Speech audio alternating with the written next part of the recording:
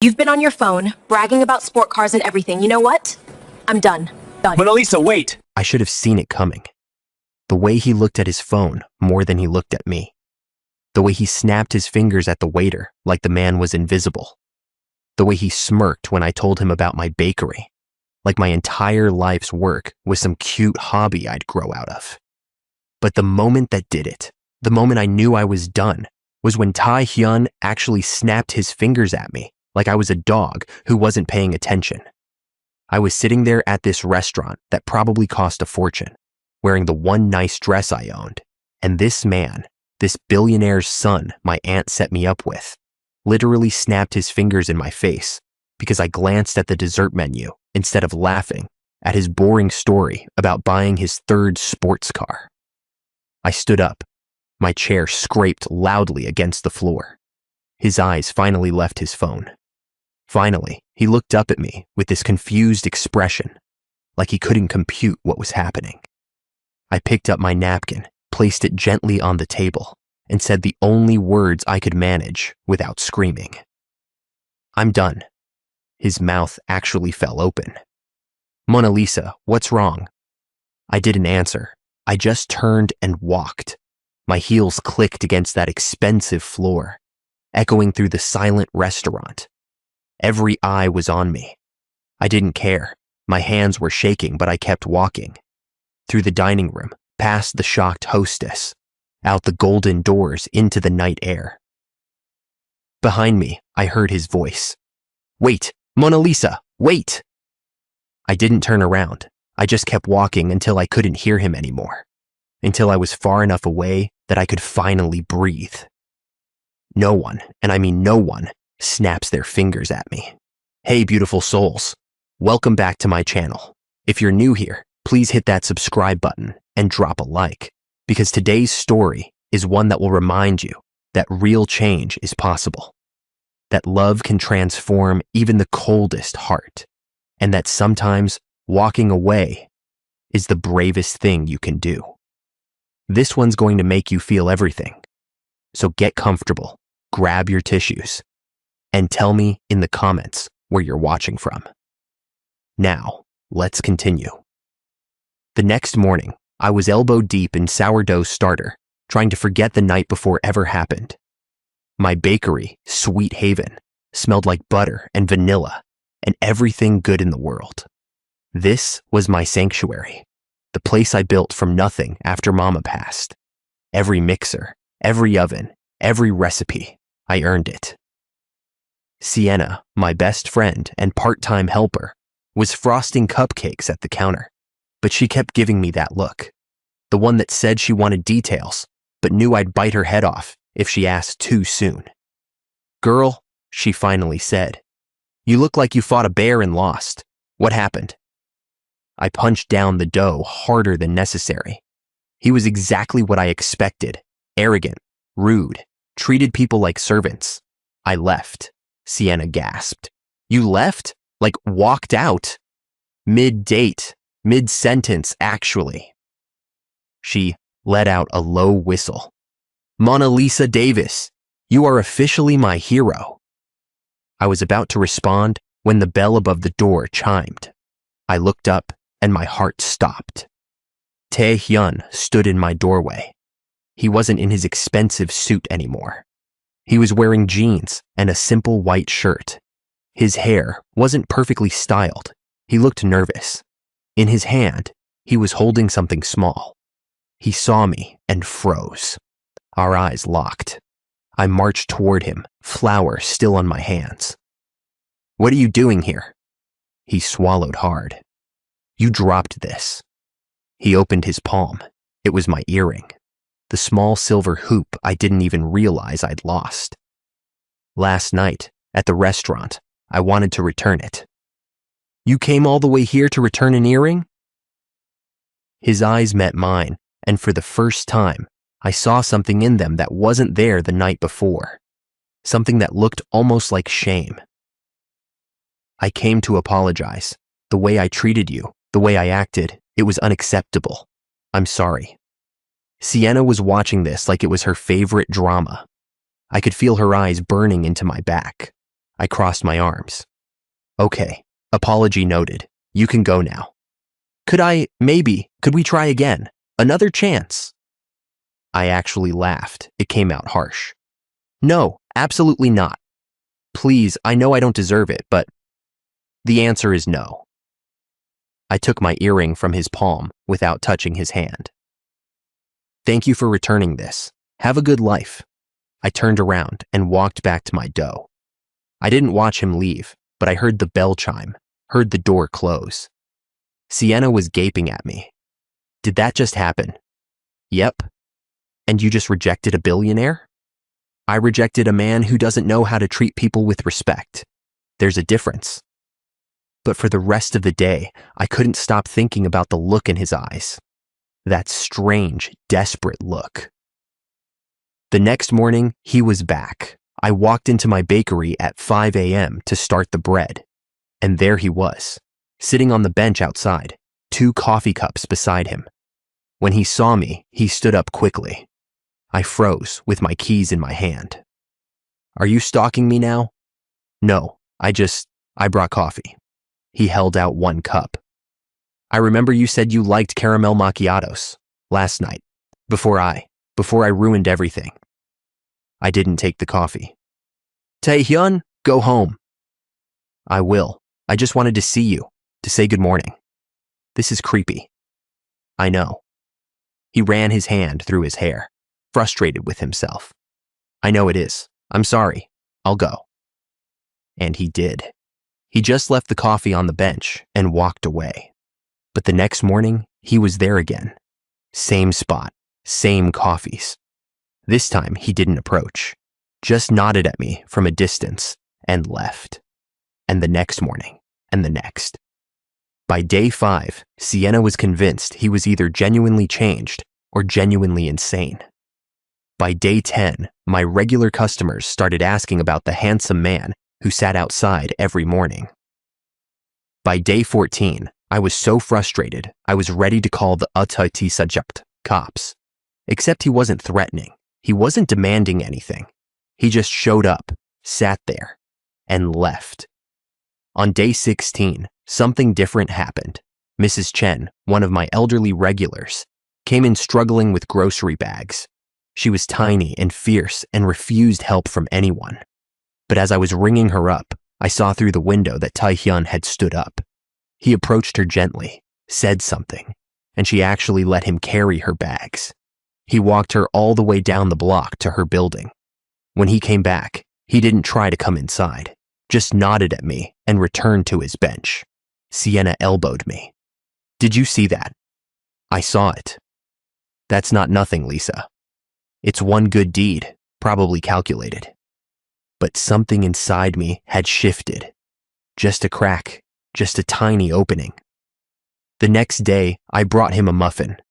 I didn't say anything, just set it next to him on the bench and walked inside. Through the window, I watched him stare at it like I'd handed him gold. He ate it slowly, savoring every bite. 3 weeks. That's how long he'd been coming before everything changed. It was the morning rush, customers everywhere, orders backing up. And suddenly, my main oven started making this horrible grinding sound. Then it just stopped, dead, silent. No. I had 3 wedding cake orders due that day. I had standing orders that needed to go out. I opened the oven door, hoping it was something simple, but I could smell the electrical burn. This was bad. This was thousands of dollars. I didn't have to fix it now. Sienna saw my face and knew. Oh no, what do we do? I don't know. I pressed my palms against my eyes, trying not to cry in front of customers. I don't know. The bell chimed. I didn't look up. I couldn't deal with another customer right then. What's wrong? It was Taehyun's voice. Not now, please, not now. But he was already behind the counter, looking at the dead oven. What happened? It broke, obviously. And I can't afford to fix it right now. And I have orders due. And I just need everyone to leave me alone for 5 seconds so I can think. Silence. I expected him to leave. to run away from this mess. But instead, I heard him say, "What can I do?" I looked up. He'd taken off his jacket, rolled up his sleeves. "Tell me what you need." "You can't help with this. I need a working oven." "Then we do it without one. Tell me what needs to be baked. We'll use what we have. We'll make it work." And he did. For the next 2 hours, Tae-hyun worked beside me. Not above me, not directing from the side, actually working. We used the small backup oven, rotating batches constantly. We kneaded dough by hand because we couldn't fit everything in the mixer. His expensive watch got covered in flour. His hands started blistering from the hot pans. He didn't complain, not once. Customers watched in amazement. Some took pictures. The billionaire's son, covered in sweat and flour, piping frosting onto cupcakes, like his life depended on it. By noon, we'd caught up. Every order was done. I was exhausted. He was exhausted. We were both sitting on the floor behind the counter, backs against the wall, too tired to move. "Thank you," I said quietly. I meant it. He looked at his blistered hands and smiled. "This is the most real thing I've done in years." "Why are you doing this?" He turned to me, and those eyes were so sincere it hurt. "Because I can't stop thinking about the moment you walked out, the look on your face. I've never had anyone see me so clearly before and just leave. Everyone else sees the money, the name, the cars. You saw the real me, and you decided I wasn't good enough. And you were right." My chest tightened. "Tae-hyun, I want to be better. I want to be someone you wouldn't walk away from. I don't know if I can, but I want to try. Will you let me try?" And maybe it was the exhaustion, or it was seeing him with blistered hands and flour in his hair, or it was just that tiny crack in my heart, opening a little wider. But I said, "Talk to me. After closing, no games, just honesty." His whole face lit up. "Okay, yes, thank you." That night, after I locked the door and flipped the sign to closed, we sat at one of the small tables. No customers, no distractions, just us and the smell of bread and the quiet. "Tell me why you were like that," I said. "On our date, tell me the truth." He was quiet for a long time, staring at his hands. "My father built an empire.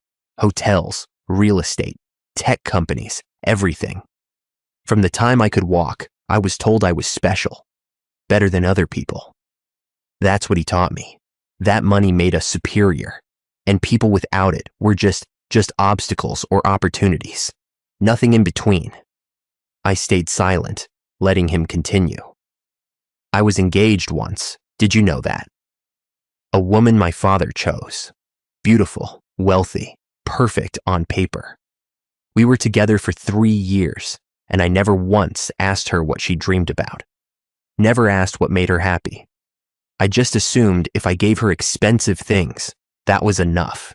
She left me a year ago. Said being with me was like being with a very polite, rich robot. That must have hurt. It didn't. That's the problem. I felt nothing. I just moved on to the next thing, the next date, the next distraction. Until you." He looked up at me. "Until you stood up and walked away like I was nothing.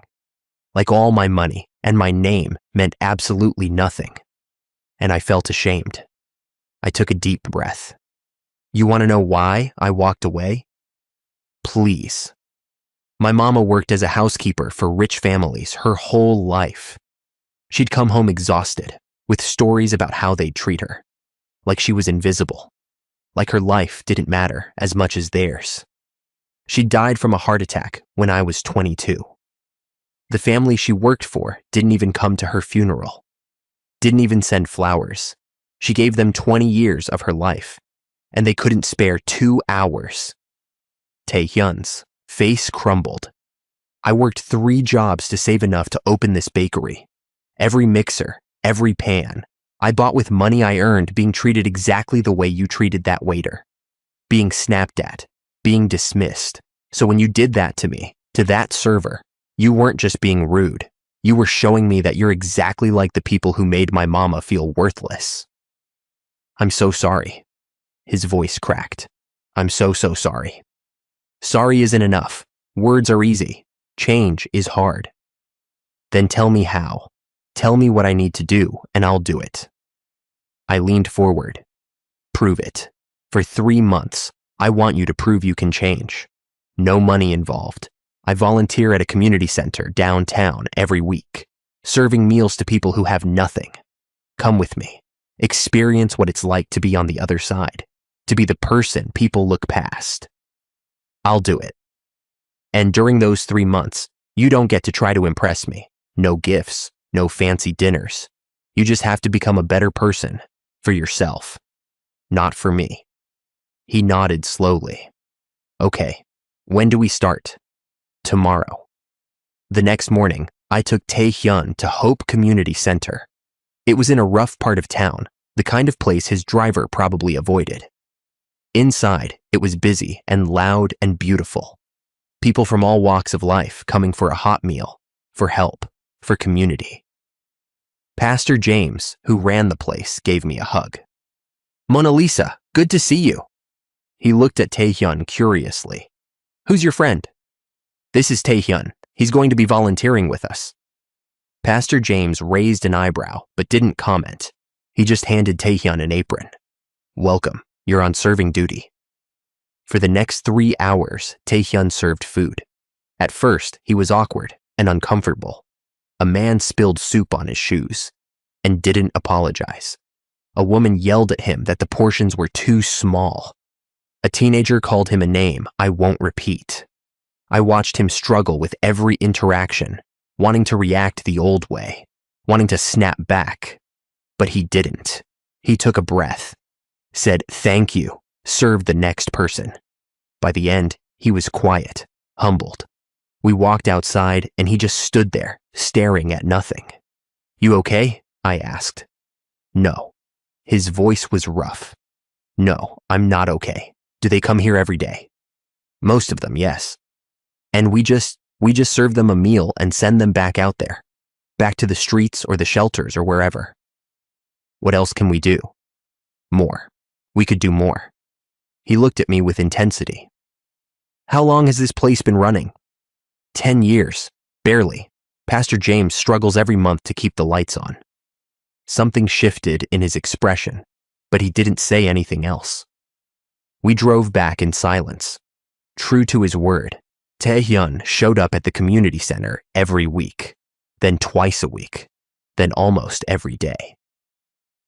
I watched him transform slowly. The designer clothes disappeared. He started wearing regular jeans and t-shirts. He learned people's names, listened to their stories, sat with the older folks, and just talked.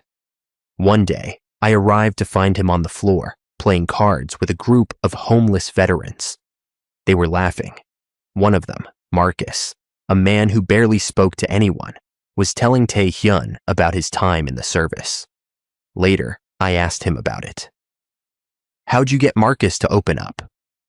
I asked him about his tattoo. It's a military insignia. Instead of just moving on, I asked him to tell me about it. He looked at me. That's all it took. Someone asking him about himself. Someone caring enough to listen. My walls were crumbling. I could feel it happening, and I was terrified. 2 months in, everything exploded. I was at the bakery early, preparing for the day, when the door opened. A woman walked in. She was stunning. Designer everything. Perfect hair. Perfect makeup. She looked around the bakery like she was examining something beneath her. Can I help you? I asked. She turned to me with a cold smile. You must be Mona Lisa. Do I know you? Victoria Sinclair, Tae-hyun's fiancée. Ex-fiancée, I corrected, my stomach dropping. She laughed. Is that what he told you? Sweetie, men like Tae-hyun don't change. This little phase he's going through, playing poor, slumming it with regular people. It's just that. A phase. She walked closer. He did this before, you know. found some charity case to fix, pretended to care, then got bored and came back to his real life. To me. That's not, he wouldn't he? She pulled out her phone, showed me photos. Taehyun at galas, at parties, with her, looking happy, looking like the man I met at that restaurant. When was the last time he took you somewhere nice? When was the last time he introduced you to his family? His real friends? I couldn't speak. The doubt was flooding in. He's playing dress up Mona Lisa, and when he's done, he'll go back to his real life, and you'll be left here in your little bakery with your little dreams, wondering why you weren't enough. She headed toward the door. I'm just trying to save you the heartbreak. She left. I stood there, frozen, her words echoing in my head. That afternoon, I saw them, Taehyun and Victoria, through the bakery window. They were on the sidewalk, talking. She was touching his arm, laughing. He wasn't pulling away. Something inside me shattered. When he came in later, I was cold and distant. What's wrong? He asked immediately. Victoria came by. His face went pale. Mona Lisa, whatever she said. Is it true? Have you done this before? What? No, I don't. Have you pretended to change for someone before? He hesitated. Years ago, there was a woman, a teacher. I thought maybe if I was different, she'd stay. But I wasn't really changing. I was just pretending. It lasted a month before I gave up. So this is just another attempt or another project? No, this is real. You're different. This is different. How do I know that? How do I know you won't wake up one day and decide this isn't fun anymore? Because I can't breathe when I'm not near you. His voice broke. Because for the first time in my life, I care about something more than myself. Because I would rather die than go back to being the person I was. But I'm scared. I'm so scared. I'm falling for you, and I don't know if I can survive you leaving. I won't leave. Everyone leaves. My voice was a whisper. He reached for me, but I stepped back. I need time. I need to think. He nodded, pain written all over his face. Okay, take all the time you need. He left, and I sank into a chair, my head in my hands. Sienna came out from the back. She'd been listening. She sat beside me and took my hand. Lisa, I've watched this man show up every single day for months. I've watched him scrub floors, serve food, get insulted and spit on, and come back the next day anyway. That's not a phase. That's love. What if he hurts me? What if he doesn't? What if he's the real deal and you're too scared to see it? I don't know what to do. Yes, you do. You're just afraid to do it. 3 days later, I was at the bakery when chaos erupted. Taehyun burst through the door, breathing hard, looking panicked. I need to do something, he said without preamble. Something big, something that proves I've changed. Taehyun, what are you? He cut me off. Just listen, please. I've been thinking about Victoria, about what she said to you, about all your doubts, and I realized I've been approaching this all wrong. What do you mean?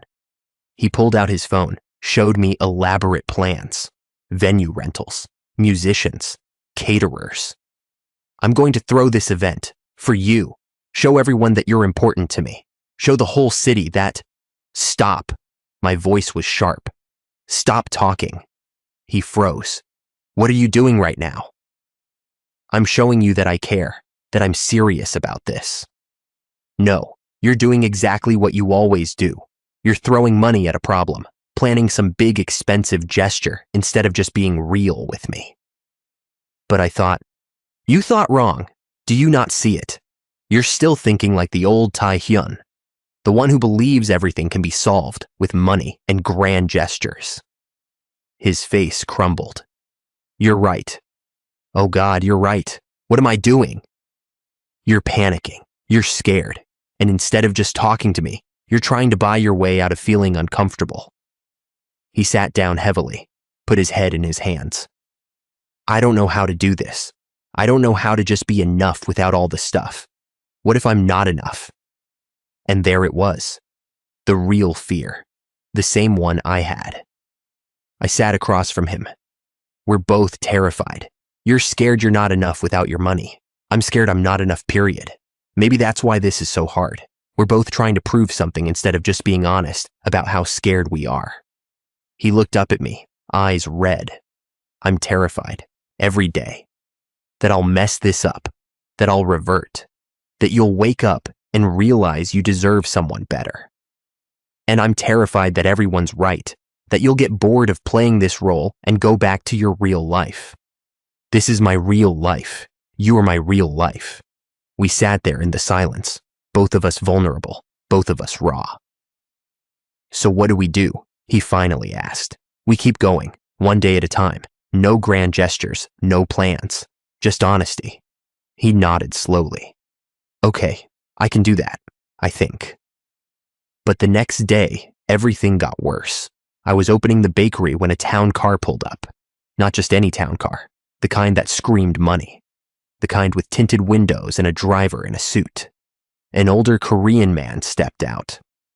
He was distinguished, powerful looking, wearing a suit that probably cost more than my car. I knew who he was immediately. Tae-hyun's father. He walked into my bakery like he owned it, looked around with barely concealed disdain. You're Mona Lisa, he stated. Not asked, stated. Yes. I'm Chairman Park, Tae-hyun's father. We need to talk. My heart was pounding, but I kept my voice steady. About what? He pulled out a checkbook like we were in some kind of movie. How much? Excuse me. How much to leave my son alone? Name your price. Everyone has a price. I actually laughed. It was either laugh or throw something. You think you can pay me to walk away? I'm not here to play games, Miss Davis. My son is throwing away his future for some fantasy. This bakery, this life you've pulled him into, it's not real. He has responsibilities, a company to inherit, a legacy to uphold. Did Tae-hyun send you here? Of course not. He's too blinded by whatever this is, but I see clearly. You're using him. I'm using him. I stepped closer. I've asked him for nothing. In fact, I've actively discouraged him from using his money or his connections. If anything, I've made his life harder. Exactly. You're making him into someone he's not. He's not some regular person who works at community centers and bakes bread. He's a Park. He has duties. Maybe he doesn't want those duties. Then he's a fool. Chairman Park wrote out a check. $1 million. Leave Los Angeles. Leave my son alone. Start fresh somewhere else. I took the check from his hand. He smirked, thinking he'd won. I tore it in half, then in quarters. Then I walked to the trash and threw the pieces away. Get out of my bakery! His face turned red. You're making a mistake. I will destroy you. This little shop, your reputation, everything. I will bury you. The door opened. Tae-hyun stood there, frozen. He'd clearly heard everything. Father. His voice was deadly cold. Chairman Park turned. Tae-hyun, thank God. Come, we're leaving. I'm handling this. You're handling this? Tae-hyun walked in slowly. By trying to buy off the woman I love and threatening her. She's manipulating you. Can't you see that? No, I see clearly for the first time in my life. Tae-hyun stood between me and his father. You taught me that money solves everything, that people are commodities, that feelings are weaknesses. You were wrong about everything. I'm trying to protect you. You're trying to control me. There's a difference. Tae-hyun's voice shook. I love her. I love who I am when I'm with her. And if you can't accept that, if you can't respect her, then we have nothing to say to each other. Chairman Park's face was stone. If you choose her, you choose poverty. I will cut you off completely. No money, no apartment, no cars, no access to the company, nothing. Then I choose nothing. Tae-hyun didn't hesitate. I choose her. The silence was deafening. You're disowned, Chairman Park said flatly. Don't come back. He walked out. The door closed. Tae-hyun just stood there, staring at the space his father occupied. Tae-hyun, I whispered. What did you just do? He turned to me, and despite everything, he was smiling. Tears in his eyes, but smiling. The right thing. For once in my life, I did the right thing. The next week was chaos. Tae-hyun's accounts were frozen. His apartment was locked. His car was repossessed. Everything his father gave him, gone. He showed up at my door with a single suitcase, looking lost. I can stay at a motel, he said quickly. I just wanted you to know I'm okay. Sienna, who'd been watching from behind me, pushed me aside. Boy, get in here. You're not staying at a motel. I don't want to impose. You just gave up everything for Lisa. You're staying on my couch until you figure things out. End of discussion. So Tae-hyun moved on to Sienna's couch. Got a job at a grocery store stocking shelves. Took the bus everywhere. Learned what it meant to actually budget. I watched him struggle with things I'd done my whole life. Simple things, like buying the cheaper brand, saying no to things he wanted because he couldn't afford them. Being invisible to people who used to kiss up to him. One night, I found him at Sienna's place trying to figure out a washing machine. He was staring at it like it was alien technology. You've never done laundry, have you? I had people for that. He looked embarrassed. I don't know what I'm doing. Move over. I showed him how to separate colors, how much detergent to use, which settings to pick. He watched me like I was teaching him quantum physics. This is pathetic. I'm 30 years old and I don't know how to do laundry. You're learning, that's what matters. Do you think I'm crazy? For giving it all up? I looked at him. A month ago, you were a billionaire. Now you're living on a couch, working minimum wage, and doing your own laundry. If that's not proof of change, I don't know what is. Is it enough? Am I enough? I didn't answer. I was still scared, still waiting for him to crack. Month 4. We weren't officially together, but we might as well have been. He came to the bakery every morning before his shift at the grocery store, helped me prep. We worked in comfortable silence, him kneading dough while I worked on decorations. He'd gotten good at it. The bread making, his hands were calloused now. Working hands. One evening, he told me about his childhood dream. We were cleaning up after closing, and out of nowhere, he just started talking.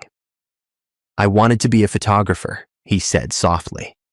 When I was a kid, before my father crushed it out of me. What happened? I was 16, entered a photography contest at school, won first place. I was so excited, I ran home to tell my father. You know what he said? What? He said photography was for people who couldn't make real money, that I was a park and parks built empires, not waste time on hobbies. He threw away my camera, a Nikon I'd saved my allowance for. Just threw it in the trash. That's horrible. I never picked up a camera again, until now. He pulled out his phone, showed me photos he'd been taking. The community center, people at the bakery, the streets. They were beautiful, honest and raw. These are incredible. I've been thinking about taking a real photography class. Maybe I could do something with this. You should. You absolutely should. His face lit up in a way I'd never seen before. He was finding himself. The real version. Not the one his father molded. The one that was buried underneath all that money and expectation. That night, it rained. He walked me home because my car was in the shop. We shared my umbrella, pressed close together to stay dry. At my door, we stopped. He was looking at me like I was the only thing in the world. Mona Lisa, he said quietly. Yeah? I'm falling in love with you. I think I have been since the moment you walked out. My heart was beating fast. Tae-hyun. You don't have to say it back. I just needed you to know. He turned to leave. I grabbed his hand. He stopped, turned back. "I'm terrified," I whispered, "but I'm falling too." We stood there in the rain, hands linked, both of us soaking wet and smiling like idiots. He leaned in slowly, giving me time to pull away. I didn't. Our lips met, and it was soft and perfect and everything I didn't know I needed.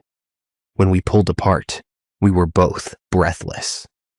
"I've been wanting to do that for months," he admitted. "Why didn't you?" "Because I wanted to earn it. I wanted to be worthy of you." "You are. You really are." The next morning, I woke up feeling lighter than I had in years. I was humming as I prepped the bakery. Sienna noticed immediately.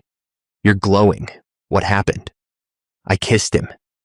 I was grinning like an idiot. "We kissed," she screamed and hugged me. "Finally! Oh my God, finally!" But our happiness didn't last long.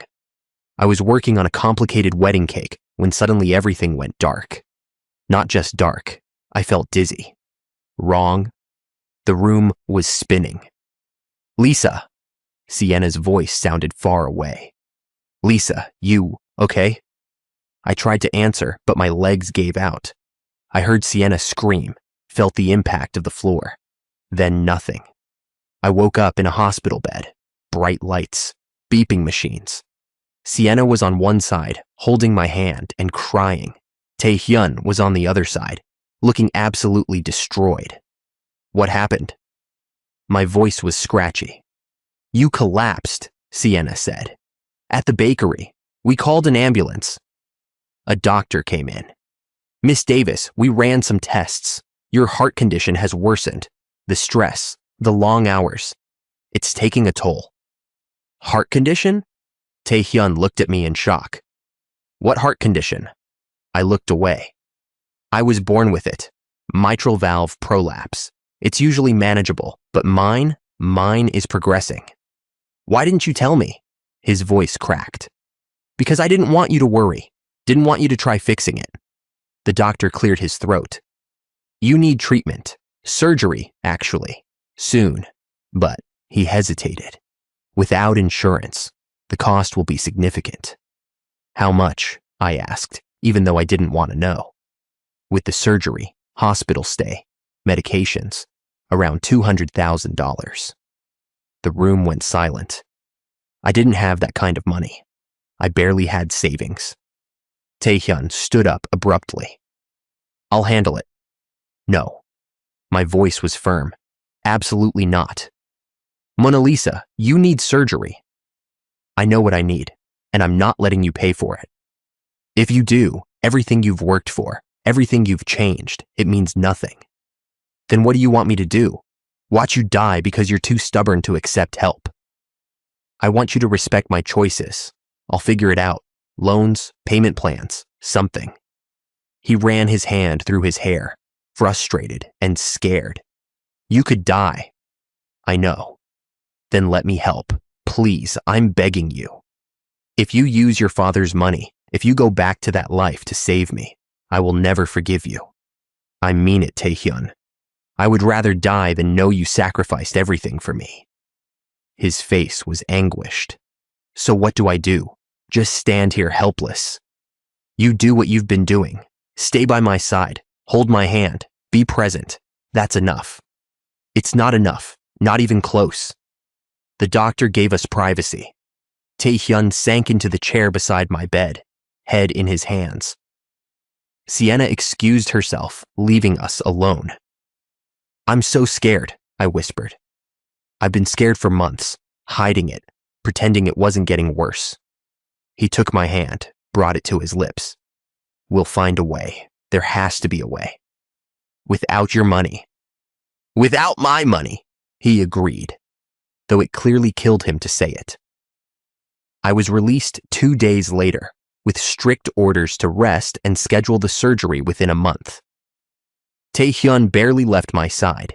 He took time off work, helped at the bakery, made sure I wasn't overdoing it. But I could see him thinking, calculating, trying to figure out a solution. 1 week after my collapse, he came to me with an idea. I want to organize a fundraiser, he said. Through the community center. No fancy venue. No expensive anything. Just people helping people. Tae-hyun, I can't ask for charity. It's not charity. It's community. It's what we've been building for months. Let people help you the way you've helped them. I don't know. Pastor James already said yes. Marcus and the veterans want to help organize. Mrs. Chen is spreading the word. Your customers are asking what they can do. Let them do this, Mona Lisa. Let us do this. Tears filled my eyes. Okay. Yes. The fundraiser happened 2 weeks later at the community center. It was nothing fancy. Folding tables with baked goods donated by local shops. A donation jar. Some music from a volunteer band. But the turnout was incredible. People I'd served meals to showed up with crumpled dollar bills.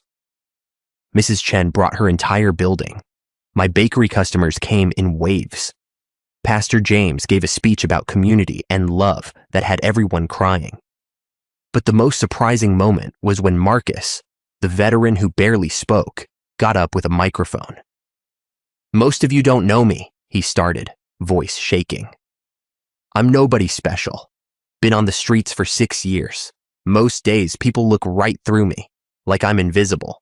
But Tae-hyun saw me, and Mona Lisa treated me like family from day one.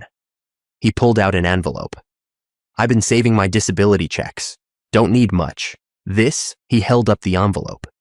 This is everything I got, about $3,000. And it's hers, because she gave me something more valuable than money. She gave me dignity. The room erupted in applause. I was sobbing. Tae-hyun was crying too. Marcus handed me the envelope, and I hugged him tight, this broken man who just gave me everything he had. By the end of the night, we'd raised $90,000. It wasn't enough for the surgery, but it was more than I ever dreamed. More importantly, it was proof. Proof that Tae-hyun had genuinely changed. That connection mattered more than money. And that community was real. We were cleaning up after everyone left. It was just me, Tae-hyun, Sienna, and Pastor James. I was exhausted, but happy. Tae-hyun was quiet. You okay? I asked him. He looked at me with such intensity. I've spent my whole life believing money was power, that having it made me important. Tonight proved me wrong. Marcus has nothing, and he gave you everything. Mrs. Chen is on a fixed income, and she donated. All these people who society deems less than, they showed up and proved they're more than my father ever was. You organized this. You brought them together. No, you did. By treating them like humans. By seeing them. I just followed your example. Pastor James put a hand on Tae-hyun's shoulder. Son, you've become a good man. Your father may not see it, but we do. After they left, it was just Tae-hyun and me. We sat on the steps outside the center, looking at the stars. I love you, I told him, not because you organized a fundraiser, or because you gave up your money, but because you learned how to really see people. I love you too, more than I thought I could love anything. We still need $110,000. I know, we'll figure it out, together. The next week, something unexpected happened. Tae-hyun came to the bakery with a cheap camera, a used one he bought with his own money. I'm starting a project, he said. A photography series about the people at the community center, their stories, who they really are beneath what society sees. That's beautiful. I'm going to try to sell the photos, donate everything to your surgery fund. Tae-hyun, you don't have to. I want to. This is my passion, my dream, and I want to use it for something meaningful. For the next 2 weeks, he photographed everyone, Marcus and his veteran friends, the homeless families, the elderly folks.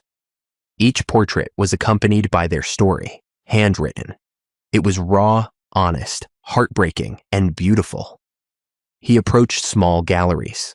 Most rejected him, but one, a tiny gallery in downtown LA, run by an older woman named Ruth, looked at his work, and cried. "These are extraordinary," she said. "I'll give you a show next month." "Really? Really? But I can't promise how much you'll make." "Anything helps." The photography exhibition opened on a Thursday night. It was a small space, but it was packed. People from the community center showed up in their best clothes. Marcus was there in a suit someone donated. Mrs. Chen brought her whole building again. My bakery customers came. Even some art collectors wandered in. The walls were covered with Taehyun's photographs. Each one told a story. A homeless man with the kindest eyes. A single mother holding her daughter. Veterans laughing over cards. Me, covered in flour, smiling at the camera. People were crying as they walked through. They were seeing these invisible people for the first time, and they were buying. Red dots appeared next to photos, indicating sales. By the end of the night, Taehyun had sold 30 photographs. Ruth tallied up the totals.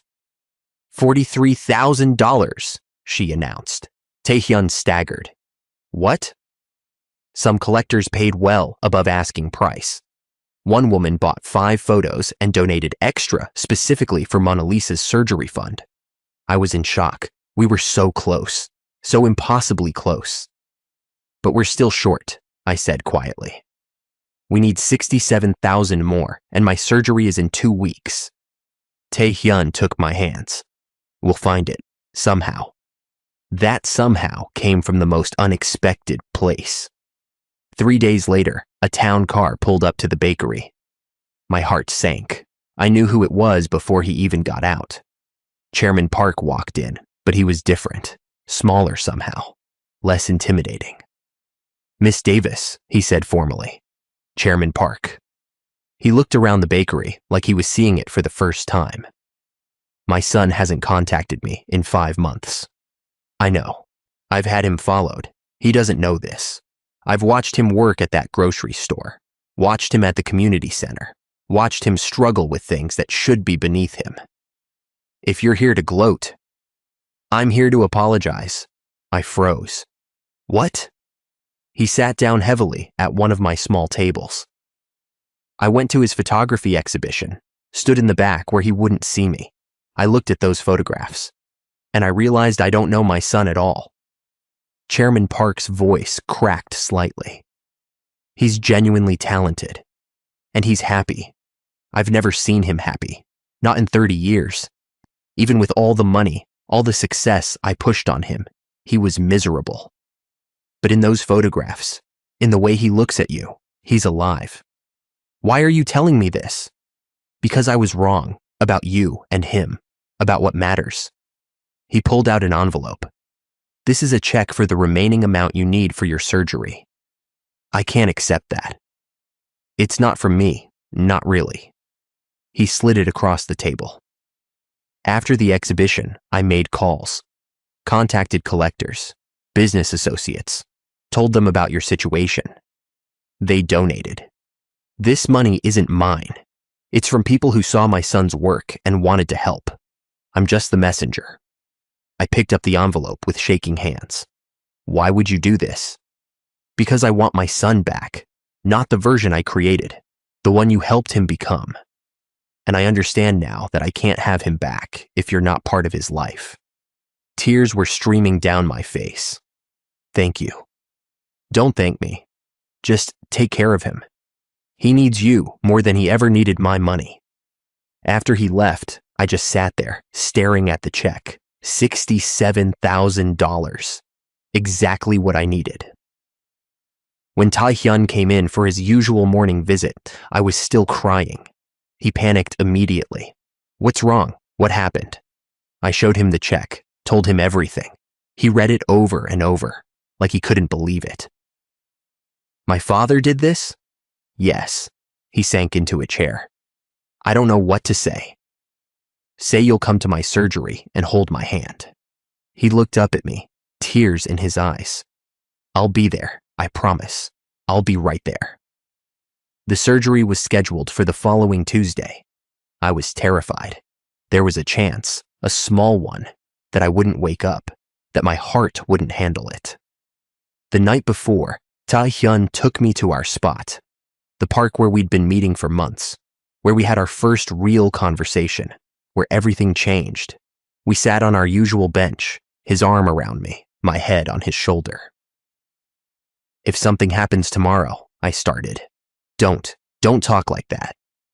"I have to. If something happens, I need you to know that this year, these months with you, they've been the best of my life. You gave me something I never thought I'd have." "What?" "Hope. Hope that people can change, that love is real, and that giving someone a second chance isn't naive. You gave me more. You gave me myself, the real version, not the robot my father created." We sat in comfortable silence, watching the stars. "I'm scared," I admitted. "Me too.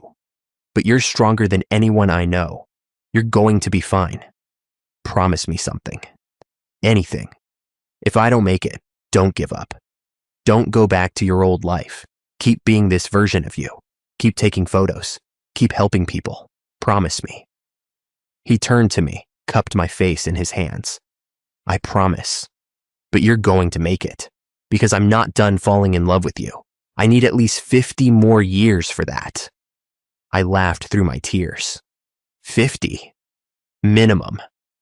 He kissed me, soft, desperate, and full of every unspoken fear. Surgery day. I was in the hospital bed, wearing the gown, waiting for them to wheel me back. Taehyun hadn't left my side. Sienna was there. Pastor James came. Even Marcus and some of the community center folks were in the waiting room. The surgeon came in. "We're ready for you, Miss Davis." Taehyun stood up with me.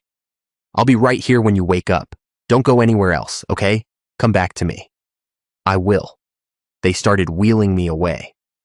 I watched Taehyun get smaller and smaller down the hallway. He was standing there, hand over his heart, looking more scared than I'd ever seen him. The surgery took 6 hours. I didn't know this, obviously. I was unconscious. But later, Taehyun told me he sat in that waiting room for all 6 hours, barely moving. Sienna tried to get him to eat. He couldn't. Pastor James prayed with him. He couldn't focus. He just sat there, staring at the doors, waiting. When the surgeon finally came out, Taehyun jumped up so fast he almost fell. "She made it through," the surgeon said.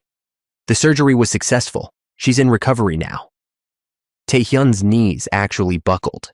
Sienna caught him. He was crying, laughing, thanking God and the surgeon and everyone. They let him see me first. I was groggy, barely awake, but I felt him take my hand. "You came back," he whispered. "You came back to me. Told you I would." He kissed my forehead, my cheeks, my hands. "Don't ever scare me like that again." Deal. Recovery was slow, 6 weeks of taking it easy. Taehyun took a leave from his job to help. He was at my apartment every day, cooking meals that were only slightly burned, making me laugh when I was frustrated about not being able to work, reading to me, showing me new photographs. Sienna ran the bakery with help from some regulars. The community center folks rotated coming by with food and company. I was surrounded by love in a way I never expected. One afternoon, about 4 weeks into recovery, Taehyun seemed nervous. He kept fidgeting, checking his phone. "What's going on?" I asked. "Nothing. Just, can you come with me somewhere?"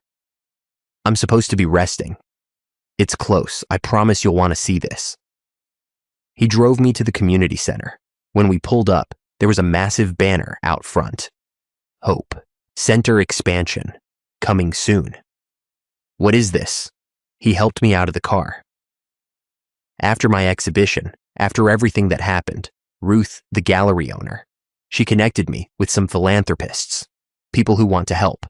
We raised enough money to expand the center, add more services, a photography studio for kids, a commercial kitchen so we can serve more meals. Taehyun, that's incredible. But there's more. He took my hand, led me inside. The center had been transformed, new equipment, fresh paint. And in the kitchen, brand new commercial ovens. I don't understand. Pastor James wants to partner with you. Use this space to teach baking classes to people who need job skills. You'd run the program. When you're ready. I was crying again. I seem to cry a lot these days. This is too much. It's not enough. It'll never be enough to thank you for what you've given me. I gave you nothing. You gave me everything. 6 months after my surgery, I was fully healed and stronger than ever. The baking program at Hope Center was thriving. We'd already helped 12 people get jobs in bakeries and restaurants across the city. Taehyun's photography was taking off. He'd had 2 more exhibitions and was teaching photography classes to at-risk youth. We were sitting in my bakery one evening after closing. It was the anniversary of our first date, the disastrous one. I've been thinking about something, Taehyun said. Yeah, about that restaurant where we had our first date. I groaned. Let's never talk about that night again. Actually, I made a reservation there for tonight. Absolutely not. Wait, just hear me out. I want to go back. Do it right this time. Show you who I've become. I looked at him skeptically.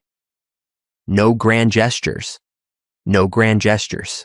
Just dinner. Just us. Just me being present and grateful for every second I get with you. Fine, but if you snap your fingers at anyone, I'm leaving. Deal. We arrived at the restaurant. The same hostess recognized us and smiled knowingly. She led us to a table, not the same one, but close. Taehyun was different this time. His phone stayed in his pocket.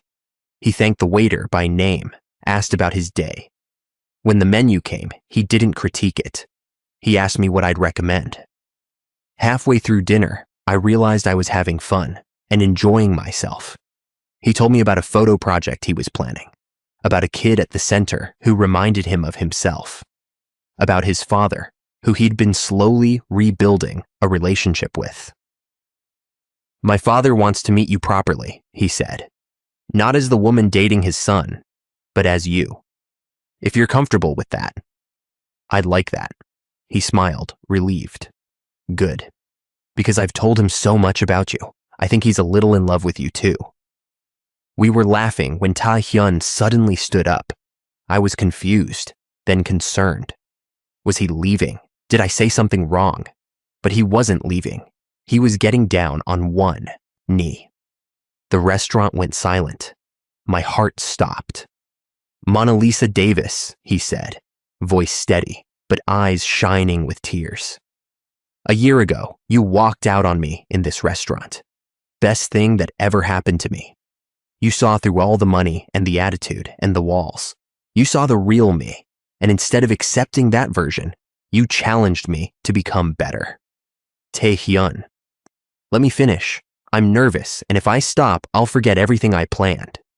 He laughed nervously. This year has been the hardest of my life, and the best. I've learned what it means to struggle, what it means to work for something, what it means to be part of a community. You taught me that love isn't about grand gestures or expensive gifts. It's about showing up, being present, choosing someone every single day. He pulled out a small box, opened it. Inside was a simple ring. Nothing flashy, just a small perfect diamond on a silver band. I saved for this, he said, from my photography sales. It took months. It's not much compared to what I could have bought before, but it's mine. Earned with work I'm proud of. He looked up at me. Will you marry me? Will you let me spend the rest of my life proving I'm worthy of you? Tears were streaming down my face. Everyone in the restaurant was watching. The waiter from that first date was there, also crying. I stood up, walked around the table, pulled Taehyun to his feet. Yes, I whispered. Yes, yes, yes. He slid the ring on my finger and kissed me. The restaurant erupted in applause. People were cheering. The waiter was clapping. Even the hostess was crying. When we pulled apart, we were both laughing and crying. I have a confession, I told him. What? I almost walked out earlier when you said we were coming here. He laughed. What stopped you? I trust you now. I trust us. Best decision you ever made. Second best. The best was walking out the first time. Fair enough. The wedding was 6 months later, not at some expensive venue, at the bakery. My bakery. Sweet Haven. We'd transformed it. Flowers everywhere. Lights strung across the ceiling. All our tables pushed together to make long communal ones. It was small, intimate, and perfect. Sienna was my maid of honor, wearing a lavender dress and crying before the ceremony even started. Marcus was one of Taehyun's groomsmen, looking proud in his rented tux. Pastor James officiated. Chairman Park sat in the front row next to Mrs. Chen, both of them smiling. The community center folks were there, my bakery regulars. Taehyun's photography students. Ruth from the gallery. People from all parts of our new life crammed into my small bakery, celebrating with us. When it was time for me to walk down the aisle, which was really just the space between tables, I didn't have anyone to walk with. My mama was gone. But then Marcus stood up, offered his arm. Would you do me the honor? He asked quietly. I was crying as I took his arm. It would be my honor. We walked together. Taehyun was at the end, looking at me like I was the only person in the world. He was crying too, not hiding it, just letting the tears fall. When I reached him, Marcus shook his hand. Take care of her, he said. She's special. I know, I will. The ceremony was simple. We wrote our own vows. I went first. Taehyun, a year and a half ago, I walked out on you because I couldn't see a future with who you were. Today, I'm walking toward you because I can't imagine a future without who you've become. You taught me that people can change, that second chances are real, that love is about choice, not circumstance. I choose you, today and every day. His turn. Mona Lisa, you saved my life, not with your love, though that saved me too. You saved me by refusing to accept the version of myself I'd settled for. You demanded better, you expected better. And somehow, you saw potential in me that I didn't see in myself. I promised to spend every day earning that faith. I promised to choose you above all else. I promised to keep growing, keep changing, keep becoming the man you deserve. We exchanged rings. Mine was his grandmother's, gifted by his father. His was one I designed myself, engraved with the date I walked out on him. I now pronounce you husband and wife, Pastor James said, grinning. You may kiss. And we did. Long and sweet and full of promise.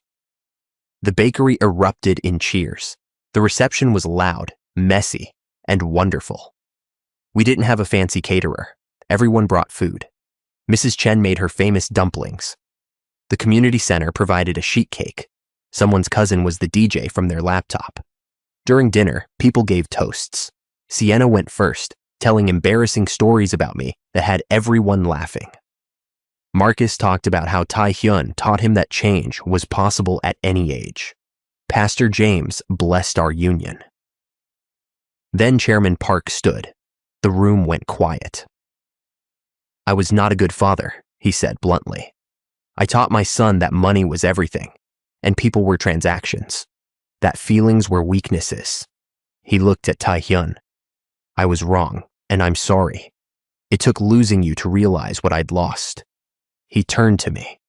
Mona Lisa, thank you. Thank you for seeing my son when I couldn't. Thank you for loving him enough to demand he become better. You gave me back my son, the real one. I'm honored to call you my daughter. There wasn't a dry eye in the room. As the night wound down, Taehyun and I snuck outside for a moment. The bakery was behind us, full of light and laughter and love. We stood on the sidewalk, where he used to wait for me every morning. Can you believe this? I asked, leaning against him. Which part? That I'm married to the most incredible woman alive? Or that I'm genuinely happy for the first time in my life? All of it.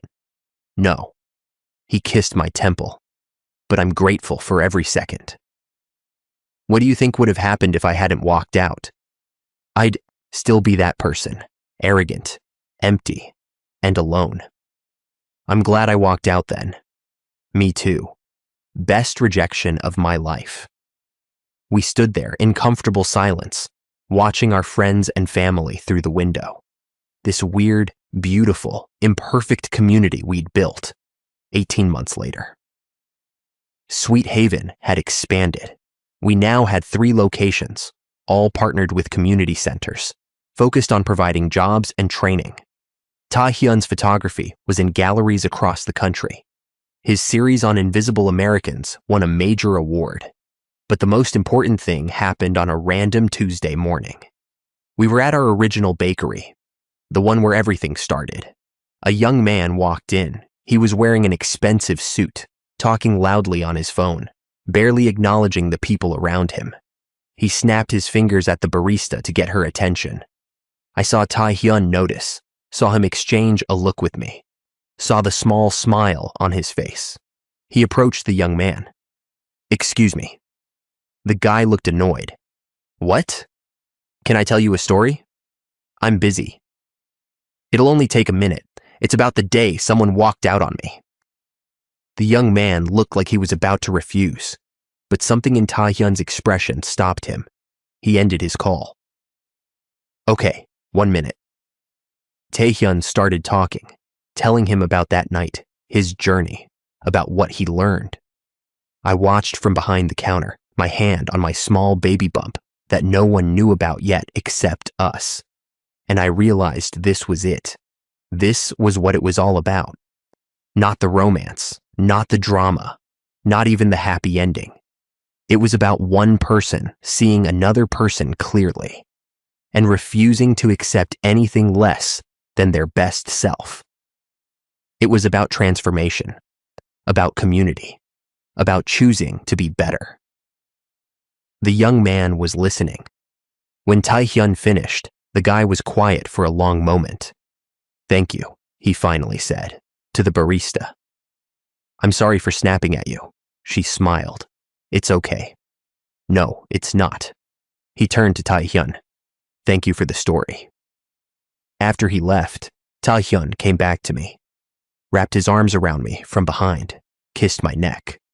"Think he'll change?" I asked. "Maybe, maybe not. But at least someone saw him clearly, gave him a chance to choose better. That's all we can do." I turned in his arms. "You know what today is? Our Tuesday routine? It's 2 years since I walked out on you. Best day of my life." "Mine too." We stood there in our bakery, surrounded by the smell of fresh bread and coffee, the sound of happy customers, the warmth of a life we built together. Not perfect, never perfect, but real, honest, earned. And that was more valuable than any amount of money could ever be. 2 years ago, I walked out on a billionaire's son. That day, I married a photographer, a teacher, a genuinely good man who just happened to come from money. The difference wasn't in what he had, it was in who he was. And that was everything. That's the end of the story. Do well to comment your favorite scene and share to your friends or loved ones.